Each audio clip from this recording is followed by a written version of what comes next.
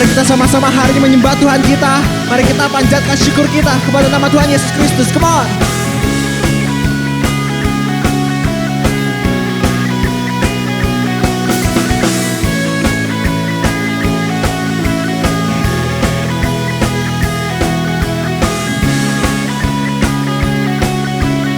Mari kita sama-sama nyanyikan. Kau batu karang yang teguh, kota benteng dan perisaiku, menang kalahkan mau, pengaman yang bangkit dan hidup.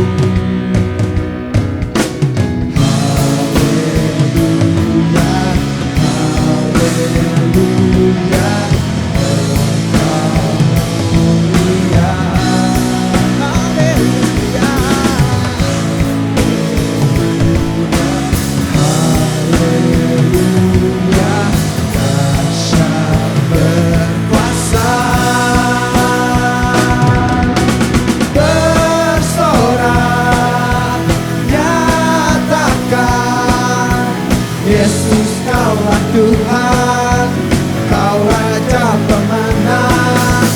Bersorak, masyurkan. Yesus, Kaulah Tuhan, Juru Selamat dunia.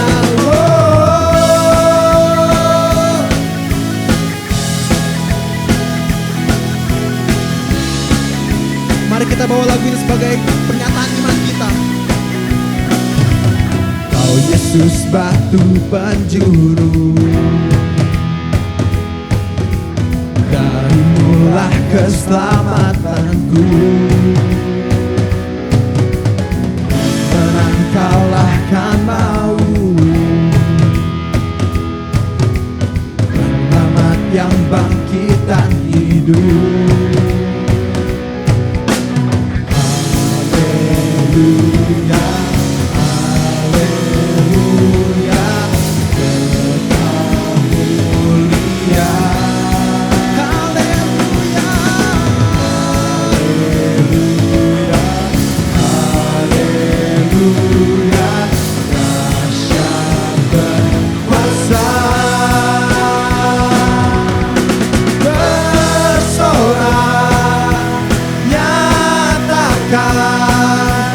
Yesus, Kaulah Tuhan, Kau Raja pemenang.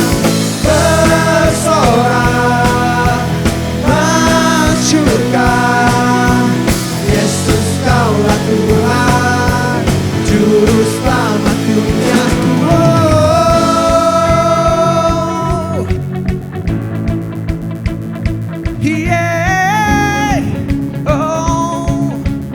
Hari ini kami meninggikan nama-Mu Bapa. Thank you Jesus.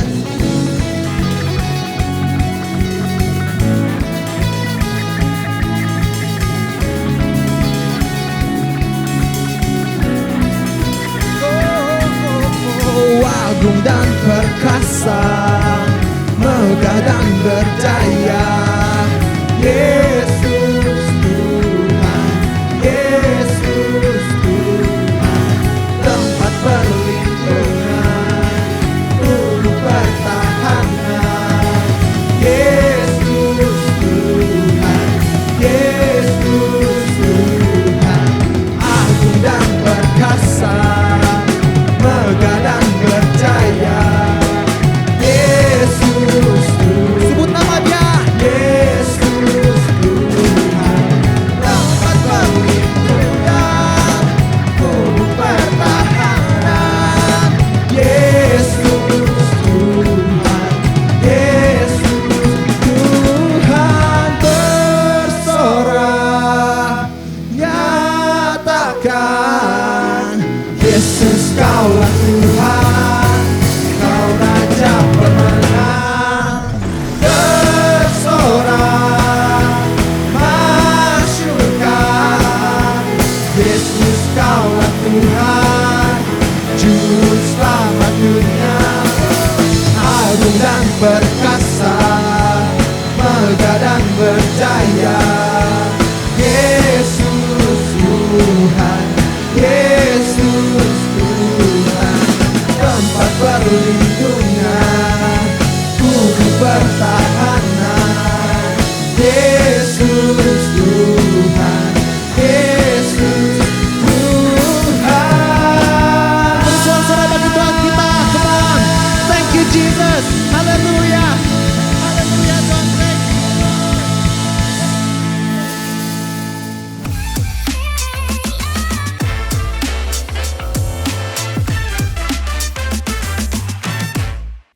Halo students, welcome back to Radiant Student Online Service. Senang banget bisa ketemu lagi dengan teman-teman semua dan sebelum kita dengar firman Tuhan, mari kita berdoa. Tuhan Yesus, kami bersyukur karena Engkau Allah yang selalu ada untuk kami dan kami siap untuk mendengar firman-Mu yang membawa kami semakin hari semakin kuat, semakin kokoh dan tertanam dalam firman Tuhan. Dalam nama Tuhan Yesus kami berdoa, amin. Minggu lalu kita belajar kalau kita pengen menang dari anxiety atau kecemasan, kita perlu punya COC, Circle of Care yang tepat. Orang-orang yang mengelilingi kita, circle kita yang care, yang peduli sama kita. Circle kita menentukan kondisi kita loh teman-teman. Kita ini hidup di dunia yang penuh dengan tekanan dan kita nggak bisa mendinai hal tersebut. Tuhan mendesain kita untuk menjadi bagian dari sebuah circle, bagian dari sebuah keluarga atau sebuah kelompok dan komunitas.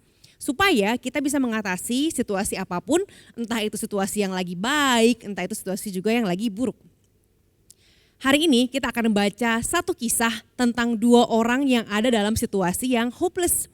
Kita sebut ini adalah a tale of two hopeless situation. Lukas 8 ayat 40-56 menceritakan tentang waktu Yesus membangkitkan anak Yairus dan menyembuhkan seorang perempuan yang sakit pendarahan.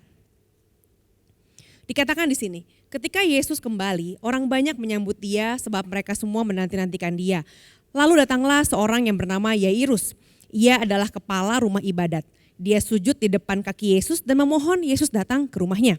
Karena anak perempuan yang satu-satunya yang berumur kira-kira 12 tahun hampir mati. Dalam perjalanan ke situ, Yesus didesak-desak orang banyak. Di situ ada seorang perempuan yang sudah 12 tahun menderita pendarahan dan tidak berhasil disembuhkan oleh siapapun. Ia maju mendekati Yesus dari belakang dan menyentuh jumbai jubahnya dan seketika itu juga berhentilah pendarahannya. Lalu kata Yesus, "Siapa yang menyentuh aku?" Karena tidak ada yang mengakuinya, berkatalah Petrus, "Guru, orang banyak mengurumuni dan mendesak engkau." Namun Yesus berkata, "Ada seorang yang menyentuh aku sebab aku merasa ada kuasa keluar dari diriku." Ketika perempuan itu melihat bahwa perbuatannya itu ketahuan, ia datang dengan gemetar. Sujud di depannya dan menceritakan di hadapan semua orang apa sebabnya ia menyentuh dia dan bahwa seketika itu juga ia sembuh. Lalu kata Yesus kepada perempuan itu, "Hai anakku, imanmu telah menyelamatkan engkau, pergilah dengan damai." Sementara Yesus masih berbicara, datanglah seorang dari keluarga kepala rumah ibadat itu dan berkata, "Anakmu sudah meninggal, jangan lagi engkau menyusahkan guru." Yesus mendengarnya dan berkata kepada Yairus, "Jangan takut, percaya saja dan anakmu akan diselamatkan." Setibanya di rumah Yairus, Yesus tidak memperbolehkan seorang pun masuk dengan dia, kecuali Petrus, Yohanes, dan Yakobus serta ayah anak itu dan ibunya. Semua orang menangis dan meratapi anak itu, tetapi Yesus berkata, "Jangan menangis, ia tidak mati tetapi tidur." Mereka menertawakan dia karena mereka tahu bahwa anak itu telah mati. Lalu Yesus memegang tangan anak itu dan berseru, "Hai anak, bangkitlah." Roh anak itu pun kembali dan seketika itu juga ia bangun. Kemudian Yesus menyuruh mereka memberi anak itu makan. Lalu takjublah orang tua anak itu, tetapi Yesus melarang mereka memberitahukan kepada siapapun apa yang telah terjadi. Di Lukas 8 kita menemukan ada dua orang yang terjebak dalam situasi yang hopeless. Udah gak ada harapan. Yang satu, ada perempuan yang sudah sakit pendarahan selama 12 tahun. Dan yang satunya lagi, seorang anak perempuan yang baru saja meninggal dunia. Situasi saat itu sama-sama sangat ekstrim. Tetapi ada perbedaan di dua situasi itu. Wanita yang sakit, dia benar-benar sendirian. Dia lonely, dia alone. Dia dikelilingi oleh orang asing yang dia gak kenal. Kita bahkan gak pernah tahu namanya. Di Alkitab gak pernah diceritakan. Sedangkan anak perempuan itu dikelilingi oleh keluarga yang mengasihi dia, ada bapaknya, ibunya, dan orang-orang di sekitar dia. Dan kelihatan banget kalau dia disayang oleh semua orang. Tapi kedua orang ini punya masalah yang sama, yaitu masalah kesehatan mereka. Saat itu Yesus sedang OTW ke tempat lain. Orang banyak itu ngikutin Yesus, semua pengen ikut kemana Yesus pergi. Tetapi Yesus berhenti untuk dua orang tadi. Yang satu untuk wanita yang sakit dan yang kedua adalah untuk anak perempuan itu. Jesus stops in his tracks. Yesus berhenti loh untuk mereka. Bagi Yesus yang paling penting adalah orang-orang yang ada di sekitar dirinya. Dia tidak akan pernah terlalu sibuk untuk berhenti dan notice wanita yang sakit yang bahkan gak dipedulikan oleh orang-orang lain. Yesus juga berhenti untuk anak perempuan yang sudah dikatakan sudah mati oleh orang lain. Saat orang lain sudah give up, sudah menyerah, Yesus tidak menyerah. Bagi Tuhan, gak masalah mau setua apa orang itu, se-hopeless apa orang itu, gak peduli apapun yang dipikirkan oleh orang lain. Waktu kita sedang terluka, sedang membutuhkan Tuhan, bagi Yesus kita adalah prioritas utama. When we are hurting, we are Jesus' top priority. Di Mazmur dikatakan Tuhan itu dekat dengan orang yang patah hati dan orang yang remuk jiwanya. Kita adalah top priority bagi Tuhan. Dalam cerita ini, wanita yang sakit selama 12 tahun ini gak pernah disebutkan identitasnya. Gak ada yang tahu dia dari mana asalnya, punya keluarga atau enggak. Dia benar-benar anonymous. Mungkin penyakitnya membuat dia jadi dijauhi oleh orang-orang Yahudi pada saat itu. Atau mungkin wanita ini sendiri yang menarik diri dan gak mau bergaul dengan orang lain karena dia malu karena penyakitnya. Bahkan kalau ada yang mau mendekati dia pun, pengen berteman dia pun, dia minder, dia insecure, dia tolak. Apapun alasannya, wanita ini sedang berjuang sendirian. Tapi waktu dia melihat Yesus, wanita ini memilih untuk mengambil pilihan sulit, yaitu melangkah mendekati Yesus dan memohon pertolongan. Wanita ini sembuh. Langsung sembuhnya secara instan, gak pakai proses. Saat itu juga waktu dia menyentuh jubah Yesus, langsung dia sembuh. Tetapi bagi Yesus gak cukup untuk wanita ini hanya sembuh saja. Yesus gak mau wanita ini berjalan sendirian dalam kehidupan ini. Kesembuhan fisik atau badan itu baik, tapi itu bukan segalanya. Dan kesembuhan fisik saja tidak akan menyelesaikan masalah wanita ini. Perempuan ini akan sungguh-sungguh sembuh waktu dia connect dengan Tuhannya. Waktu dia ngobrol dengan Yesus. Nah, disitulah dia merasakan damai. Kita baca di ayat 47 dan 48. Dikatakan ketika perempuan itu melihat bahwa perbuatannya itu ketahuan, ia datang dengan gemetar. Dia ketakutan.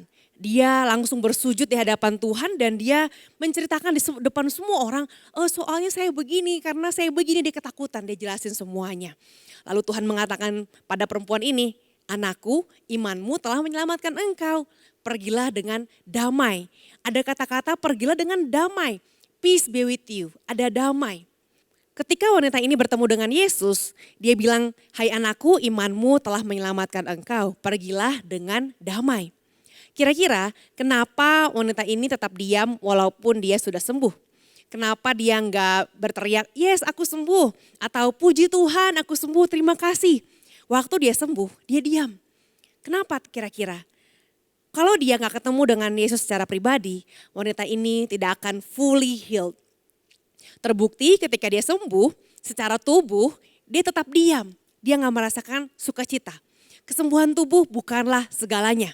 Tapi waktu dia berkomunikasi dengan Tuhan, berkomunikasi dengan Yesus, disitulah dia sembuh sempurna.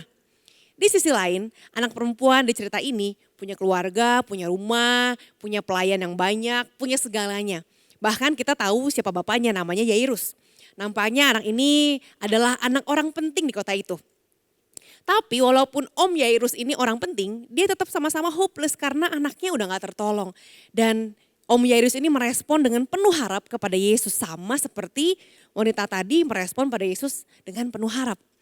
Kita lihat di ayat 45 dan ayat 49. Respon dari wanita tadi dan juga respon dari Om Yairus tadi. Ayat 45 dikatakan, lalu kata Yesus, siapa yang menyentuh aku? Karena tidak ada yang mengakuinya, berkatalah Petrus, guru, orang banyak mengerumuni dan mendesak engkau. Ayat 49, sementara Yesus masih berbicara, datanglah seorang dari keluarga kepala rumah ibadat itu dan berkata, anakmu sudah meninggal, jangan lagi engkau menyusahkan guru. Di sini dua-duanya mengalami satu respon yang sama. Ada respon dari orang-orang di sekitar mereka yang menolak mereka. Orang yang pertama bilang waktu perempuan ini sembuh, murid Yesus bilang gini, gak mungkin kita bisa tahu siapa yang menyentuh engkau karena banyak orang. Dan yang kedua, waktu Bapak Yairus ini datang sama Tuhan, orang-orang di sekitarnya bilang gini, udahlah jangan ganggu guru lagi, don't bother him, karena anak kamu kan udah mati. Teman-teman, how did people react to the sick woman and to the girl's father? Dunia merespon kepada orang yang kondisi hopeless, tapi kadang-kadang responnya gak sesuai dengan harapan kita. Mungkin mereka nggak merhatiin apa yang sedang terjadi, nggak merhatiin apa yang jadi kebutuhan mereka. Tapi dari kedua cerita ini, Yesus mengingatkan mereka bahwa orang-orang terdekatnya adalah prioritas tertinggi dia. They are the most important priority. They are the most important people for Jesus. Sama juga dengan kita. Sometimes kita perlu untuk stop dari segala kesibukan kita, dari segala kegiatan kita, dan kita melihat apakah kita sedang butuh pertolongan atau tidak. Seperti wanita tadi dan seperti si Bapak Yairus ini. Stop in your tracks and reach out. Waktu kita lagi mengalami anxiety seperti wanita tadi, bayangin 12 tahun gak sembuh-sembuh. Atau seperti Om Yairus tadi, anaknya lagi sakit parah, hampir mati. Teman-teman, waktu kita lagi dalam keadaan yang sulit, bahkan kalau kita mengalami hal yang bikin kita khawatir, same anxiety, datang lagi, dan datang lagi, kita harus belajar untuk stop dan minta pertolongan pada Tuhan.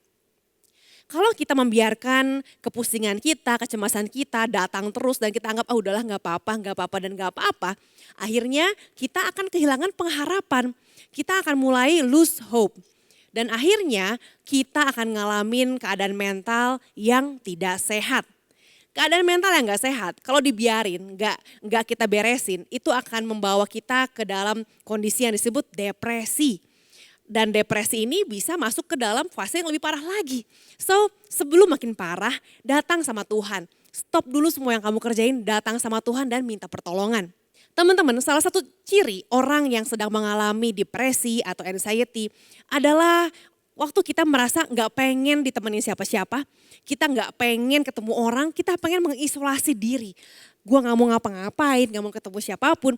Dan itu bisa menjadi sebuah cycle, sebuah lingkaran yang kita gak bisa hentikan oleh diri kita sendiri. We cannot break the cycle by our own. Kita perlu Tuhan, kita perlu orang lain. Teman-teman, coba pikirkan, kalau misalnya kita tidak mengisolasi diri, kita tidak menyimpan semua masalah sendiri, tapi kita menceritakan hal-hal yang sedang bikin kita pusing kepada orang-orang yang bisa kita ceritakan. Circle of care, orang-orang yang peduli sama kita. Saat kita menceritakannya, sebetulnya waktu kita reach out, disitulah pertolongan akan kita dapatkan. Secara singkat, ada 3 hal yang perlu kita lakukan waktu kita sedang mengalami yang namanya anxiety parah. Teman-teman, langkah yang pertama adalah breathe. Nafas, bilang ke diri sendiri breathe. Nah, menurut satu jurnal yang diterbitkan oleh Harvard Medical School pada tanggal 24 Juli tahun 2024, judulnya mengatakan bahwa ada satu teknik relaksasi yaitu teknik bernafas. Teknik bernafas ini akan membantu kita untuk mengatasi respon stres dari tubuh kita. Kadang-kadang kita perlu untuk mengatakan pada tubuh kita, pada pikiran kita bahwa kita dalam kondisi yang baik-baik aja. Dan waktu kita dalam keadaan yang kurang baik teman-teman, kita perlu yang namanya nafas. Ada satu teknik yang kita bisa lakukan yaitu fokus dalam pernafasan kita. Semua bisa bernafas ya teman-teman. Dan nafas itu gak perlu bayar, gak perlu latihan. Tapi waktu kita belajar untuk bernafas dengan pelan-pelan, breathe slowly, bernafas dengan pelan-pelan, bernafas dengan dalam, kita sedang mengatakan pada tubuh kita, pada jiwa kita bahwa kita ini bisa tenang. Bahwa kita dalam kondisi yang oke. Dan it's okay untuk kita bisa istirahat dalam hadirat Tuhan. Coba kalau kamu lagi berlari, kamu lagi ngos-ngosan, nafas kita jadi sangat cepat dan jantung kita berdegup sangat kencang. Kita ngos-ngosan, capek banget gitu. Akhirnya kita buru-buru ambil nafasnya. Tapi waktu kita ambil nafas yang dalam lalu dibuang, dalam lalu dibuang. Di situ kita mulai tenang dan jantung kita pun mulai punya ritme yang lebih pelan. Gak lagi berdegup dengan terlalu cepat. Kedengarannya simple ya teman-teman ya. Kita semua tahulah gimana caranya bernafas. Tapi kamu waktu lagi dalam kondisi anxiety, lagi ketakutan, lagi cemas, sadar gak sih kalau kamu punya detak jantung yang cepat kayak kamu lagi habis lari. So waktu jantung kamu itu berdetak dengan cepat, kamu berusaha dengan bernafas pelan supaya jantung kamu juga mulai untuk punya ritme yang lebih pelan lagi. Sesuatu yang amazing terjadi waktu jantung kita mulai berdetak dengan lebih pelan. Dan akhirnya otak kita mengatakan bahwa udah nggak dalam bahaya lagi nih, udah aman. Akhirnya tanpa disadari kita mulai tenang dan kita bisa berpikir.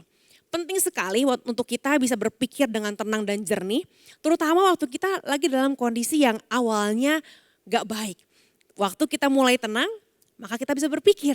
Waktu kita bisa berpikir dengan jernih, maka keputusan yang kita ambil pun tidak akan ngaco, tidak akan melenceng, dan akhirnya kita bisa mengambil keputusan yang sesuai dengan firman Tuhan. Yang kedua, ingat bahwa kamu tidak perlu mengatasi kecemasan kamu sendirian. Kamu punya Tuhan. You don't ever have to handle feelings of anxiety, sadness, or depression on your own. Kamu punya Tuhan, kamu punya circle yang akan menolong kamu. Kamu harus punya dan mintalah sama Tuhan agar Tuhan memberikan orang-orang di sekitar kamu, anggota keluarga kamu, mungkin itu adalah mentor kamu di gereja, leader kamu yang siap untuk mendengarkan kamu dan menolong kamu. Dan yang ketiga adalah kalau kamu merasa sedang ingin menyakiti dirimu sendiri, teman-teman, segera minta pertolongan, segera stop and reach out for help. Teman-teman, segala hal yang kita hadapi, kita nggak perlu menghadapinya sendirian. Yang namanya kecemasan, yang namanya depresi, itu bukanlah hal yang permanen. Ada pertolongan dari Tuhan. Ada pertolongan dari orang-orang di sekitar. Karena itu, your circle of care menentukan apakah kamu bisa melewatinya atau tidak. So who is in your circle? Siapa yang ada dalam lingkungan kamu, yang ada dalam circle kamu? Minggu ini saya mau nantang teman-teman saat ini untuk belajar ngobrol dengan orang-orang yang ada di sekitar kamu. Mungkin dia adalah mentor kamu, mungkin dia adalah orang tua kamu bahkan. Coba belajar ngobrol dan bertanya gimana cara kakak atau gimana cara mama atau papa melewati masa-masa yang paling sulit dalam kehidupan ini. Mungkin hari ini kamu ngerasa baik-baik aja. Tapi one day ada masa-masa, ada hari-hari di mana kamu ngerasa lebih gak oke, lagi sedih, atau lagi gak yakin akan dirimu sendiri. That's normal. Dan kalau ada hal-hal yang jadi makin aneh, makin gak jelas, teman-teman mulailah untuk belajar bercerita, mulailah untuk belajar membuka diri kamu. Reach out sama seperti wanita yang sedang sakit tadi. Setelah dia sakit 12 tahun, dia tahu saya gak bisa kayak gini terus. Saya harus sembuh, saya harus reach out pada Tuhan. Teman-teman, kita perlu belajar untuk belajar tenang, belajar untuk nyaman bicara dengan orang lain. Bicara dengan keluarga kita, dengan sahabat kita. Dan walaupun kita mikir, aduh didengerin apa enggak ya. Percayalah bahwa waktu kita berusaha, Tuhan akan menolong. Waktu kita membuka diri, sebetulnya ketakutan-ketakutan kita adalah hal-hal yang belum tentu terjadi. Waktu kita pikir kayaknya gak bakal didengerin, belum tentu. Coba dulu untuk reach out dan minta pertolongan. Dan hari ini teman-teman, kalau kamu butuh pertolongan, ada satu penolong yang setia, ada satu penolong yang akan menolong kamu, yaitu Tuhan Yesus Kristus. Dan kalau kamu pengen mengalami kemenangan, langkah yang pertama yang kamu perlu lakukan adalah menerima Tuhan Yesus sebagai Tuhan dan Juru Selamat. Mungkin di rumah kamu gak temuin orang yang bisa kamu percaya. Mungkin di sekolah kamu gak ngalamin yang namanya situasi yang nyaman. Tapi Tuhan Yesus ada buat kamu. Jadi yang pertama, saya mau tantang, kalau kamu mau menerima Tuhan Yesus sebagai satu-satunya penolong yang setia, ini waktunya. Dan yang kedua, kalau kamu sudah menerima Tuhan Yesus, tapi kamu belum menemukan circle of care, belum menemukan orang-orang yang peduli sama kamu, dan bahkan kamu sedang dalam kondisi yang hopeless. Teman-teman, percayalah bahwa bagi Tuhan, Tuhan bukan hanya peduli pada hal fisik saja, tapi Dia juga mampu untuk memberikan orang-orang yang care sama kamu. Seperti wanita tadi, dia bukan cuma disembuhkan, tapi dia juga mendapatkan kedamaian bersama dengan Tuhan. Mari kita berdoa. Bapa, seni kami berdoa bagi setiap teman-teman yang mau menerima Tuhan Yesus sebagai Tuhan dan Juru Selamat. Ini adalah waktu untuk mereka mengalami kebebasan. Waktu untuk mereka mengalami ada satu kemenangan. Karena Tuhan Allah ada buat mereka. Aku berdoa Tuhan yang hapus dosa-dosa mereka. Dan Tuhan angkat mereka menjadi anak-anak Tuhan. Dan saat ini juga semua hal yang selama ini memberati beban mereka, memberati hidup mereka, Tuhan yang angkat di dalam nama Tuhan Yesus. Sehingga hari ini ada hidup yang baru, ada satu pribadi yang baru yang dikuasai oleh Tuhan Yesus Kristus. Dan kayak berdoa Tuhan untuk setiap anak-anak Tuhan yang sedang dalam kondisi yang struggle, kondisi yang berat. Kayak berdoa biar Tuhan Allah sendiri yang membawa ketenangan, memberikan satu peace dalam hidup mereka. Ada divine peace di dalam nama Tuhan Yesus sehingga apapun yang mereka hadapi ada kemenangan demi kemenangan. Terima kasih Tuhan untuk satu kedamaian Tuhan berikan karena Tuhan ada di tengah-tengah setiap kondisi yang kami alami. Dan saat ini jemaat Allah, angkatlah tanganmu, terimalah berkat Allah dalam nama Bapa, Putra dan Roh Kudus. Biar berkat Allah yang menjadikan engkau berhasil, menjadikan engkau mampu melangkah dengan tenang, kepala terangkat, dengan mata memandang kepada Tuhan Yesus Kristus apapun yang terjadi. Karena Tuhan yang menjamin hidupmu. Dalam nama Tuhan Yesus, semua yang siap terima berkat Allah, sama-sama kita katakan amin. Kalau kamu masih perlu didoakan, kau bisa scan QR code di bawah ini, ada pendoa yang siap untuk mendoakan kalian. So happy weekend, God bless you.